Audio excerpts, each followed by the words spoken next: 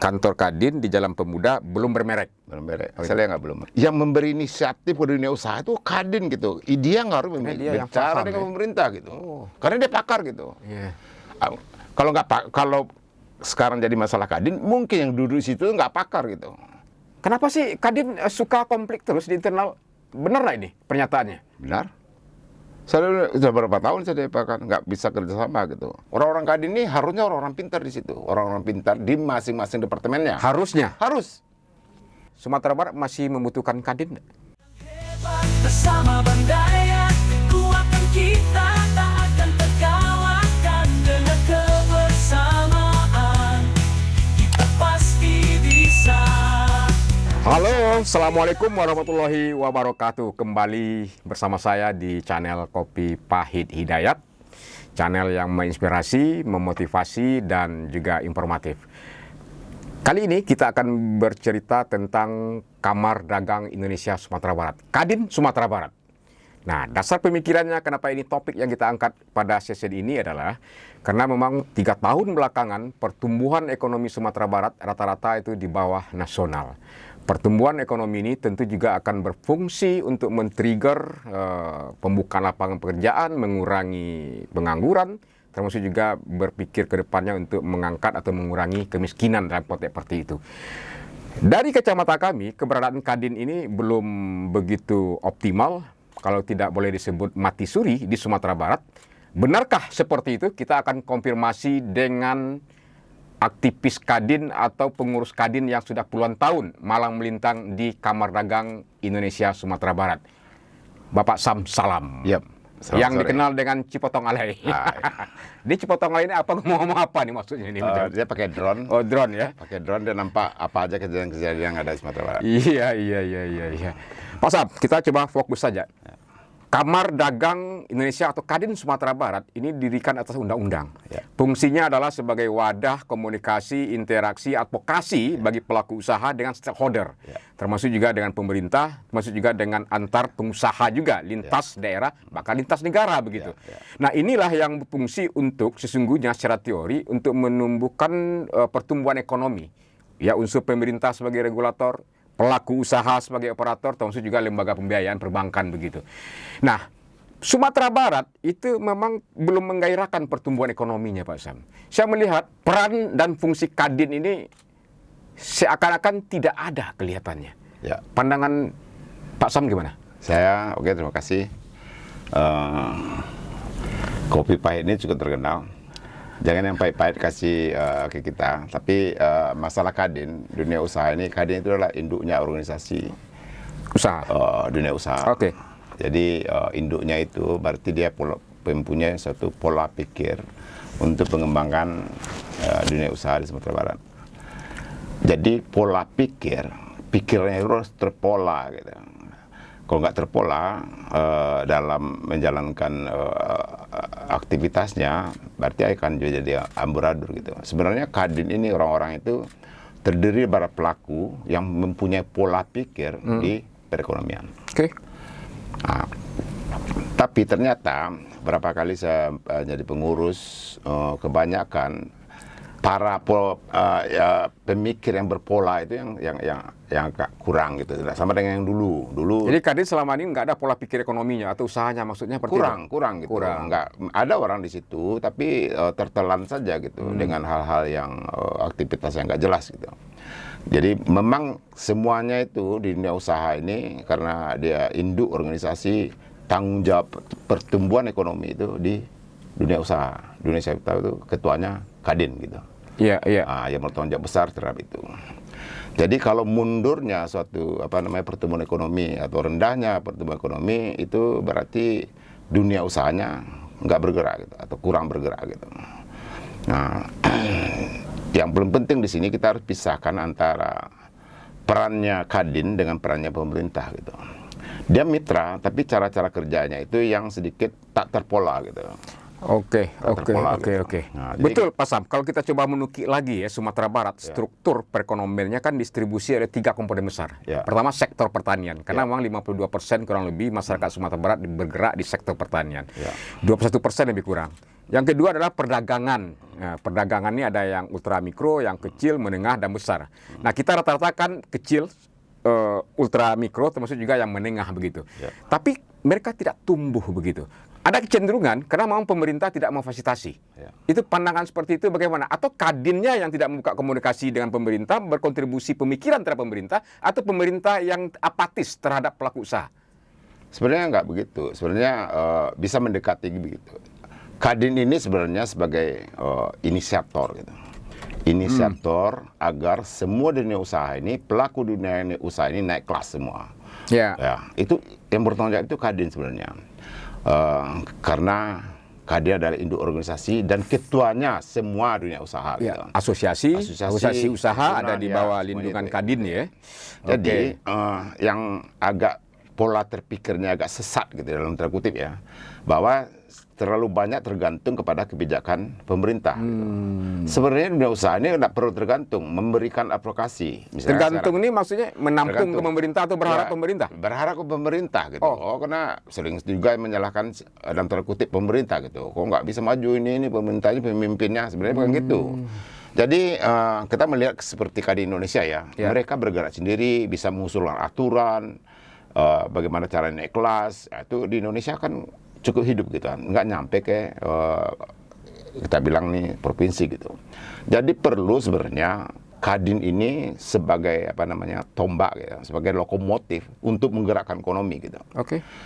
Agar PE ekonomi Sumatera Barat ini lebih baik gitu. Nanti dia minta fasilitas, sebagai pelayanan publik adalah pemerintah. Ya. Misalnya contoh saya mau bangun sekarang ini di Lahan Panjang itu cottage gitu. Oke. Saya perlu akan bangun misalnya 30-40 cottage gitu. Apa yang saya perlukan dari pemerintah adalah yang pertama, tolong masalah tanah ini dibereskan cepat. Kemudian tolong semua perizinan ini dipermudah. Ya, kemudian pemerintah berkewajiban juga untuk memperbaiki misalnya jalan untuk sampai ke sana lebih baik karena itu infrastruktur. Karena pada gilirannya nanti kan pemerintah daerah mendapatkan pajak dan subsidi daerah. Ya. Jadi semua pengurus Kadin itu harus menggemukkan anggotanya. Jadi gemuk, jadi kaya, jadi hebat gitu ya. Tumbuh, grow. Ya, jadi gemuk. Karena kita mau ambil susunya gitu. Jadi dia gemuk, sehat gitu kan. Faktanya selama ini Kadin Sumbar gimana Pak Sam? Saya rasa jalannya di situ aja. Lebih banyak seremonial. Lebih gemuk atau seksi atau kurus ya? Kurus. Kurus ya. Kurus krempeng lagi. Krempeng lagi, gontang lagi. Jadi karena masalah pola pikir tadi itu, gitu kan, sudah terbiasa dulu Kadin ini adalah kelompok-kelompok kontraktor gitu. Tergantung. Dulu kan berasal dari, sekarang kan agak sudah pindah ya, paradigma itu udah bukan dari kontraktor lagi, tapi dari dunia usaha gitu. Dan seharusnya Kadin itu membawa orang-orang besar, pengusaha-pengusaha besar ikut dalam kelompok Kadin gitu, supaya lebih baik gitu. Orang-orang besar. Betul. Salah besar. satu tugas fungsi dari Kadin, kalau kita ngecu kepada aturan Perpres ya, tahun 2022 kalau nggak salah, wakil dunia usaha dalam berbagai kebijakan ekonomi dan investasi begitu. Nah, Sumatera Barat kan juga pertumbuhan ekonomi mesti didorong oleh investasi nih Pak Sam, yang kondusif. Realita berita yang terakhir ada rencana investasi pembangunan pembangkit listrik tenaga surya di Danau Singkarak begitu. Terjadi perbedaan persepsi atau gonjang-ganjing lah dalam konteks seperti itu. Saya belum dengar Kadin punya sikap terkait hal seperti ini. Nggak ada sikapnya. Nggak ada sikap. Padahal itu suatu, dia harus jelaskan ke masyarakat bahwa Kadin harus paham juga bahwa green investment itu, green investment yang dinamakan listrik terapung itu sebenarnya yang paling canggih, ya bisa menghindari ekosistem itu terjaga gitu. Yang paling canggih untuk kelistrikan adalah yang terapung itu. Nggak diberitahu. Harusnya siapa yang beritahu? Dunia usaha memberitahunya kepada masyarakat bahwa ini keuntungannya kita ada suatu proyek besar, kemudian menguntungkan bagi kita, kemudian tidak mengganggu lingkungan. Asumsi saya ini terjadi karena minimnya koordinasi komunikasi antara pemerintah dengan pelaku usaha. Tapi mestinya kalau investor kan datang ke Kadin. Ya. Saya mau investasi loh, gimana karakteristik kultur daerah dan segala macamnya, kan seperti itu diskusinya. Itu masalah trust. Kantor Kadin di mana sih? Nah itu yang apa kan, kantor Kadin ada di Jalan Pemuda gitu. Jalan Pemuda, ya kan? Oh Mungkin iya. belum ada mereknya, mungkin ya. Oh, jadi kantor Kadin di Jalan Pemuda belum bermerek. Belum merek. Saya nggak belum merek Oke, gitu, baru oke. pindah gitu. Jadi sebenarnya kalau ada investasi itu bukan harus juga orang itu melapor ke Kadin. Setidaknya ada suatu apa kan orang terus bisa baca dong, baca news gitu kan bahwa ini akan melakukan investasi, dipelajari oleh orang Kadin, kemudian kalau ini harus diperbaiki, harus diinformasikan, harus diperjelas gitu, itu sebenarnya orang Kadin harus turun tangan di situ, bukan saja orang PLN ya. Jadi agak sedikit sembraut kemarin ini masalah PLTS itu, karena tidak memberi pemahaman yang jelas gitu kan terhadap proyek itu. Gitu. Baik. Sesungguhnya kan pada kunci kolaborasi dan sinergi antara pelaku usaha yang diwakili oleh Kadin dan pemerintah daerah. Kalau provinsi, kabupaten kota untuk kabupaten kota, ya kan.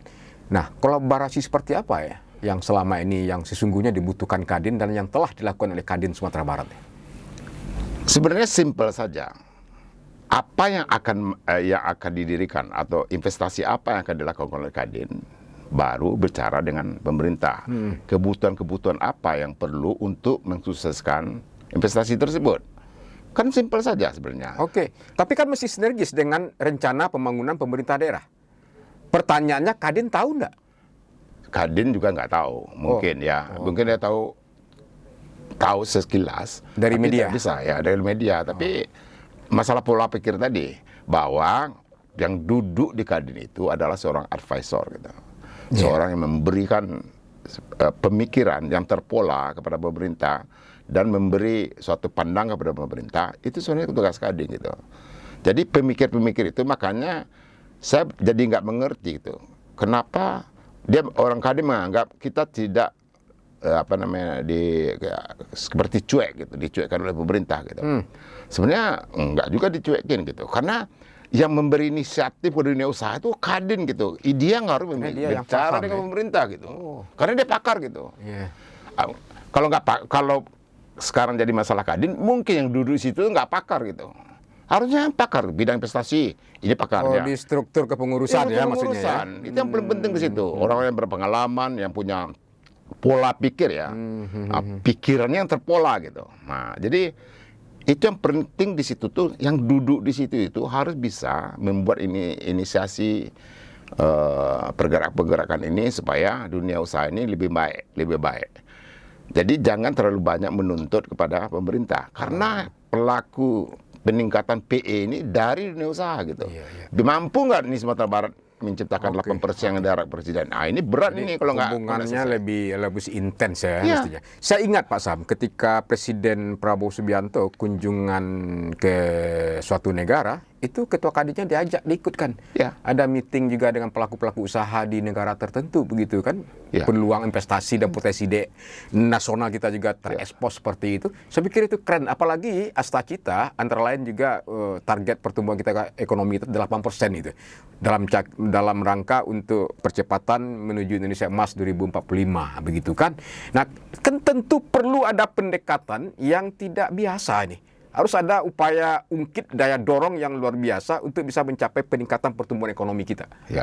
Nah, pelaku usaha di situ memiliki peran yang strategis sesungguhnya gitu. Tapi kami melihat, mohon maaf ini, ada persoalan ini. Kenapa sih Kadin suka konflik terus di internal? Benar nggak ini pernyataannya? Benar. Saya sudah berapa tahun saya nggak bisa kerjasama gitu. Pak Samsalam pernah menjadi PJ Ketua Kadin Sumatera Barat. Saya pernah menjadi Ketua Umum Kadin Provinsi Sumatera Barat, walaupun PJ gitu ya. Sebenarnya perannya ini yang harus kita tonjolkan. Peran kita sebagai pelaku dunia usaha meningkatkan, mengadvokasi, memberikan informasi itu harus lebih banyak gitu, sehingga menjadi seksi bagi pemerintah. Kalau hanya kan orang meminta advokasi itu kepada orang pintar gitu. Kalau Kadinnya nggak pintar, itu nggak mungkin orang minta gitu. Ngapain? Orang pintar, pemimpinnya harus pintar. Orang-orang Kadin ini harusnya orang-orang pintar di situ, orang-orang pintar di masing-masing departemennya. Harus. Saya bukan menganggap ini merendahkan orang lain ya, cuma harusnya seperti itu. orang-orang yang berani membuat suatu inovasi ya kan terhadap perekonomian gitu, walaupun kecil tapi ada gunanya gitu. Akhirnya menjadi seksi dia, dan pemerintah merasa membutuhkan gitu. Hari ini kelihatannya enggak. Saya rasa enggak. Belum ya? Enggak dibutuhkan kayaknya. Terus Karena enggak seksi. Terus apa ini yang mesti dilakukan? Seksi kan berbuatlah sesuatu, keberanian usaha ini, lakukan hal yang terbaik untuk dunia usaha ini, kemudian apa-apa yang diperlukan pasti akan dibantu pemerintah. Ini nih pola pikir itu yang harus kita perbaiki gitu. Ya, ini kan juga berkenaan dengan persoalan leader pimpinan juga ya. Leadernya, lokomotifnya gitu. Iya. Kalau seandainya pelaku usahanya pinter, inovatif, bisa bersinergis dan berkolaborasi misalnya, Pak Sam yakin nggak pertumbuhan ekonomi Sumatera Barat ini akan terdongkrak? Yakinlah. Kalau orang pemimpinnya mempunyai pola pikir gitu, bukan terpola amburadul gitu. Kan kita bicara pola pikir ya. Pemikiran itu terpola gitu. Supaya sebuah orang mengerti gitu. Jangan pola pikirannya itu tak terpola amburadul jadinya. Contoh, sektor pariwisata Ya. yang salah satu unggulan mungkin disepakati ya. Bahkan wisata halal pun juga menjadi dapatkan penghargaan juga di Sumatera Barat. Tapi nggak gerak-gerak juga, tidak bisa menjadi daya dorong pertumbuhan ekonomi kita. Masih kita bermasalah tentang perilaku. Masih kita diskusi soal persoalan toilet yang bersih misalnya dalam konteks seperti itu. Sementara outbound ya, orang Sumatera Barat ke Thailand, ke Malaysia, Vietnam justru rame-ramenya sekarang. Pertanyaannya orang Vietnam, Thailand, ASEAN ke sumber nggak? Ke Indonesia nggak itu? Mungkin sumber nggak gitu? Nggak pernah. Nah, ini kan sudah persoalan yang lama sekali kita berbicara itu, Pak Sam. Jadi kadang saya mungkin Nah, nggak. Kadinnya juga Ya, saya kan bidang investasi dan sebenarnya pariwisata. Yang paling penting di suatu daerah itu ada core, bisnis core-nya. Dulu Mandalika, apa itu? Nggak ada orang situ, dikit. Sekarang mulai beda di Sumatera Barat. Karena ada apa? Karena ada sana road race, apa namanya? Balap gitu. Itu menjadi core gitu. Yang dipertanyakan orang, core-nya Sumatera Barat ini apa? Dan di mana? Dia mulai apa? Ya kan? Kan orang datang itu ada sebagai pleasure. Pleasure itu misalnya ingin berapalah, senang-senang gitu kan. Ada orang datang ini melalui olahraga juga bisa datang gitu. Ya kan? Kemudian dan pelaku industri pariwisata kan juga di bawah naungan Kadin juga kan? iyalah. Lo Kadin semua. Jadi pemikirnya itu yang penting. Saya melihat ada kerumitan koordinasi dan komunikasi, sharing pemikiran mengenai legacy dan program kegiatan pemerintah yang akan menstimulus apa yang maunya operator dunia industri pariwisata, Pak Sam. Ya, Karena jadi, Kadin tidak fasilitasi. karena dia tidak buat dirinya seksi. Nggak tertarik orang. Oh. Saya juga jadi gubernur nggak tertarik, saya ngapain? Karena nggak pernah memberikan suatu inovasi. Ya kan? Tunjukkan kepada pemerintah ini, saya akan melakukan pariwisata di daerah situ, saya akan melakukan. Saya akan berbanyak kedatangan di situ tuh, menjadi destinasi yang benar, destinasi yang lebih banyak, buat satu programnya, kita usul ke pemerintah. Itu yang namanya mitra. Bantu saya dalam public service-nya, maksudnya pelayanan publiknya. Apa yang saya perlukan, 1, 2, 3. Nah, itu yang sebenarnya pekerjaan seperti itu. Bukan pemerintah yang mulai gitu. Yang mulai ini tetap dunia usaha. Kalau ngomong-ngomong, berapa sih anggota Kadin Sumatera Barat hari ini? Baik Anggota anggota Kadin biasa, anggota yang tercatat, termasuk juga anggota luar biasa yang tercatat. Mungkin Ya. 300-an. 300-an. Ya. Iya. Orang buat kata ya Kadin malas. Pengurus juga yang nggak mau. Karena nggak seksi tadi. Karena nggak seksi. Untuk apa katanya? Berarti itu nggak seksi. Tapi kalau dia seksi, semua orang ingin masuk Kadin. Semua orang akan menjadi Pertanyaannya adalah, Sumatera Barat masih membutuhkan Kadin nggak? butuh lah. Karena dia inovator gitu. Kadin itu inovator gitu. Kalau nggak, bagaimana perekonomian, bagaimana masyarakat ini yang tergantung sebagai induk organisasi dunia usaha, Kadin gitu. Kalau bermasalah Sumatera Barat, yang tanggung jawab tuh Kadin gitu. Oh. Beratnya di situ. Capek sih ngomong kita. Solusinya apa, Pak Sam? Solusinya, pimpinnya yang punya semangat untuk melakukan terobosan-terobosan, mengangkat menaik kelaskan semua dunia usaha. Iya, iya. UMKM ini bukan memperbanyak UMKM, tapi menaik kelaskan UMKM gitu. Masa tukang lontong yang diperlukan 100, kemudian kita tambah lagi tukang lontong. Nggak bisa dong, itu bukan apa, itu namanya. Naikkan kapasitasnya. Ya, jadi dia tukang lontong, sudah ada telur, kemudian dulu dia pakai gerobak, sekarang pakai ruko. Itu kerja Kadin. Baru ditambah tukang lontongnya. Jadi yang aliran sesat ini saya lihat kan, dianggap UMKM itu di hal yang sama ditambah gitu, akhirnya bersaing gitu. Demand-nya sedikit, supply-nya membludak, akhirnya bangkrut. Di ceruk yang sama begitu ya. Misalnya, jadi tugas dunia usaha Kadin ini menaik kelaskan semua dunia usaha. Dulu hotel di sini nih, dia bintang 2 jadi bintang 3 gitu, 3 jadi bintang 4 gitu. Baru tumbuh hotel yang baru. Nah, polanya itu yang masalah gitu. Karena memang kan juga punya sesungguhnya kan roadmap program aksi kerja dari Kadin. Nggak jalan deh. Nggak jalan. Selama ini nggak jalan kok. Iya, iya. Nggak jalan. Saya nggak bisa menyalahkan pemerintah. Pemerintah itu dia tugas utamanya harus diselesaikan sebagai public service atau pelayanan publik. Semua permasalahan publik harus diselesaikannya. Macet diselesaikannya, banjir diselesaikannya, sampah diselesaikan. Karena mengganggu. Itu mengganggu. Efek ekonominya juga. Iya di situ. Terdampak. Itu semua kerjanya. Bukan mencari berinvestasi supaya orang tenaga kerja ini meningkat gitu. Mana kerja pemerintah itu? Iya, iya, iya. Itu dunia usaha itu.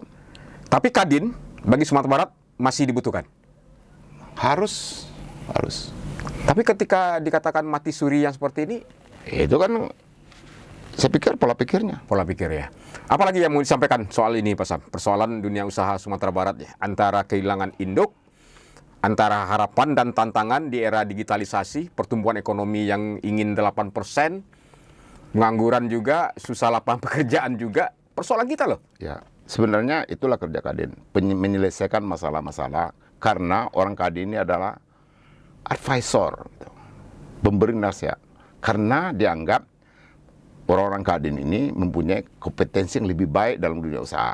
Makanya pengurus Kadin ini orang-orang yang punya kompetensi untuk duduk di situ gitu. Bukan sembarangan. Perusahaan juga nggak ada kan pengurus Kadin juga. Pengusaha apaan? Jadi Ada itu. harus pengusaha real. Pengusaha juga enggak. Pengurus Kadin juga. Ada itu. Nggak bisa gitu. Benar-benar gitu. Dulu masih lebih baik gitu. Ya saya masih ini ketika ada beberapa tokoh ya, itu belum di bawahnya luar ya, biasa. luar biasa Kadin karena dia Sumatera mau Barat. memilih yang menjadi wakil ketua umum pariwisata itu memang diambil dari aktivis pariwisata. Asosiasi usaha, diambil di situ, konstruksi, di juga situ. perhotelan, Asita, Diambil keren-keren dulu masa-masa itu. Ya, sekarang kan enggak. Siapa yang kawan dekat itu aja dulu.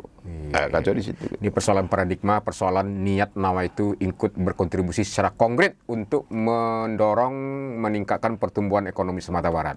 Pak Sam Salam mengatakan kita membutuhkan Kadin Sumatera Barat, namun hari ini perlu ada evaluasi ya. Evaluasi.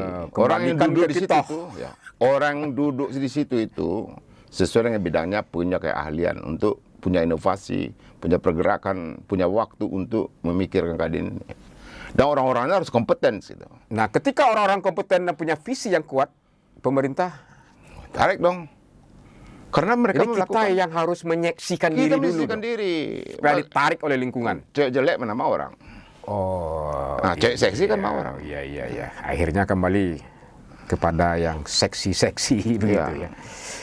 Baik. Coba Pak Sam. gitu ya. Ya. Alami Nah, gitu. coba tong alay ya. Ya drone-nya main ini. Main drone-nya berjalan seluruh Sumatera Barat gitu. Itu baik sahabatku semua, ini perbincangan sedikit setidaknya bisa menginspirasi dan memotivasi kontribusi dunia usaha dalam rangka percepatan pembangunan, terutama pembangunan ekonomi di Sumatera Barat, karena memang juga struktur ekonomi kita banyak juga disupport, distribusikan oleh pelaku usaha.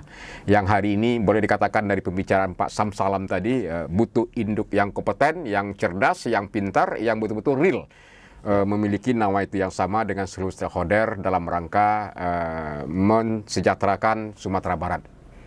Cocok ya? Ya. Oke. Ada pesan terakhir? Terakhir, mari kita benahi Kadin bersama-sama gitu. Oke. Kita cari yang punya kompetensi, yang punya kemauan, yang punya waktu untuk menggerakkan ekonomi ini. Soalnya ini tanggung jawab secara nasional, kita harus bertanggung jawab juga atas perintah itu. Kita diperintahkan untuk kita berharap ya, negara berharap 8% gitu. Ya. Siapa yang akan bekerja itu? Kadin, Pelaku usaha. pengusaha. Difasilitasi oleh pemerintah. Yes. Kalau ini enggak, itu tanggung jawabnya ya berhenti aja dulu-dulunya. Nah, itu dia para pelaku usaha, pemikir-pemikir, pejuang-pejuang Kadin. Setidaknya ini menjadi bahan catatan, evaluasi. Tentu kita berharap keberadaan Kadin Sumatera Barat ke depan lebih eksistensi dan seksi. Sehingganya pemerintah mau tidak mau harus melibatkan dan mengikut sertakan Kadin, terutama dalam proses pembangunan ekonomi di Sumatera Barat. Yep. Demikian Kopi Pahit kali ini, kita bertemu di sesi selanjutnya. Wabillahi taufiq wal hidayah. Wassalamualaikum warahmatullahi wabarakatuh. Waalaikumsalam warahmatullahi wabarakatuh.